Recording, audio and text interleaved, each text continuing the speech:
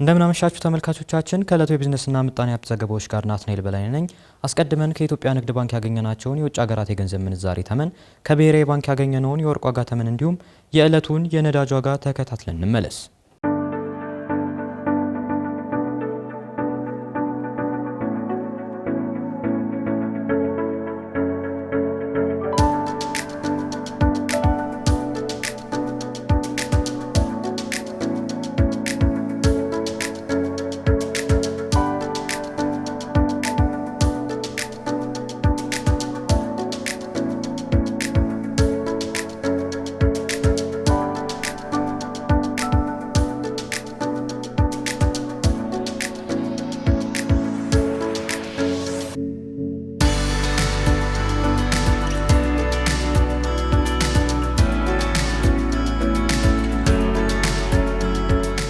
ኢትዮጵያና ቻይና በብሪክስ ማህበረሰብ መካከል ያለውን የኢንዱስትሪ ልማት ለማሳደግ በትብብር እየሰሩ ነው ተባለ። በኢትዮጵያና ቻይና በብሪክስ ማህበረሰብ መካከል ያለውን የኢንዱስትሪ ልማት ለማሳደግ በትብብር እየሰሩ መሆኑን የኢንዱስትሪ ሚኒስቴር ዴኤታ ታረቀኝ ቡለልታ ገልጿል። ኢትዮጵያን የአፍሪካ የአምራች ኢንዱስትሪ ማዕከል ለማድረግ የተጀመረውን ጥረት የሚያግዝ ስምምነት በኢትዮጵያና ቻይና የግል ካምፓኒዎች መካከል የኢንዱስትሪ ትብብር ተፈርሟል።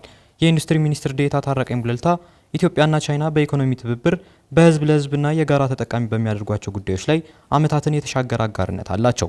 ባለፉት 10 ዓመታት በሁለቱ ሀገራት መካከል የተፈጠረው የንግድ አጋርነት በአፍሪካ ትልቁ ትብብር መሆኑን በመግለጽ የቻይና ኩባንያዎች ለኢትዮጵያ ኢንዱስትሪ አብዮት የጎላ አበርክቶ ነበራቸው ብለዋል። በግብርና ማቀነባበሪያ፣ በብረታ ብረት፣ ጨርቃጨርቅ፣ በሲሚንቶና ኤሌክትሮኒክ ዘርፎች በመሳተፍ ለቴክኖሎጂ ሽግግር፣ ለስራ ዕድል ፈጠራ፣ በአጠቃላይ ለኢትዮጵያ ኢኮኖሚ እድገት የላቀ አስተዋጽኦ እያበረከተ መሆኑንም ተናግረዋል።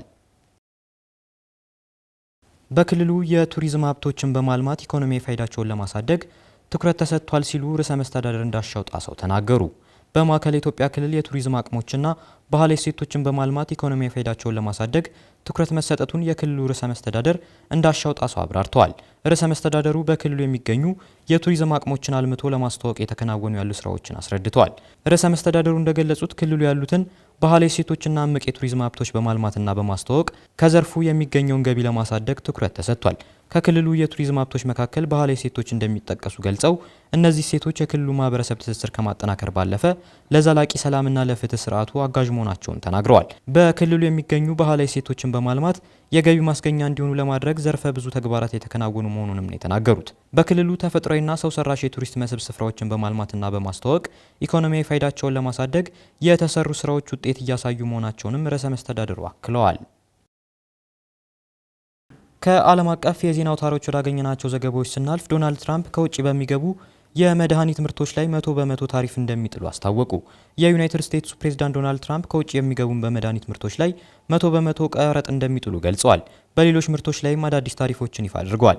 ትራምፕ በማህበራዊ መድረክ ላይ ባሰፈሩት ጽሑፍ ከጥቅምት 1 ጀምሮ ዩናይትድ ስቴትስ በማንኛውም የምርት ስም ወይም የባለቤትነት መብት በተረጋገጠ የመድኃኒት ምርቶች ላይ 100% ታሪፍ እንደምጥል ጽፈዋል። የ100% ታሪፍ ማለት ከውጭ የሚገቡ የመድኃኒት ምርቶች ዋጋ ለአሜሪካ አስመጪዎችና ሸማቾች በእጥፍ ይጨምራል። ሆኖም ትራምፕ የፋርማሲቲካል ማምረቻ ፋብሪካዎችን በአሜሪካ ለሚገባ ለማንኛውም ኩባንያ የተለየ እንደሚሆን ተናግረዋል። ትራምፕ እያወጁ ያሉት አዲሱ ታሪፍ ከዚህ ቀደም በተለያዩ የአሜሪካ የንግድ አጋሮች ላይ ከጣሉት ብሔራዊ ታሪፍ በላይ ተግባራዊ ይሁን አይሁን የገለጹት ነገር ግን የለም። የትራምፕን ማስታወቂያ ተከትሎ በመላው እስያና አውሮፓ የሚገኙ የመድኃኒት ኩባንያዎች አክሲዮን ዋጋ ላይ ቅናሽ አሳይተዋል። የስዊዘርላንድ ኩባንያዎች ሎንዛ፣ ኖቫርቲና ሮቼ በ1.2 በመቶ ገደማም እየቀነሱ ናቸው። ዘገባው የአልጀዚራ ነው። የናይጄሪያ መንግስት የበጀት እቅድ ማራዘሙ ተቃውሞን አስከተለ። የፕሬዝዳንት ቦላ ቲኑቡ መንግስት በጀቱ የዘገየበትን ምክንያት ግን አልገለጸም ተብሏል። ነገር ግን የምጣኔ ሀብት ባለሙያዎች የመንግስት ፖሊሲ ችግር እንደገጠመው ማሳያ ነው ሲሉ ተናግረዋል። የተወካዮች ምክር ቤት ምክትል አፈ ጉባኤ ፊሊፕ አግኔስ የሚቀርቡ ትችቶችን ከእውነት የራቁ ናቸው በማለት ውድቅ አድርገዋቸዋል። መንግስት ታማኝነቱና ዘላቂ ልማት ግቡን ለማረጋገጥ ይሰራልም ብለዋል። ዘገባው የኒውስ ኤጀንሲ ነው። ተመልካቾቻችን የዕለቱ የቢዝነስና ምጣኔ ሀብት ዘገባዎች በዚሁ ተጠናቀዋል። ስለተከታተላችሁን አመሰገንን።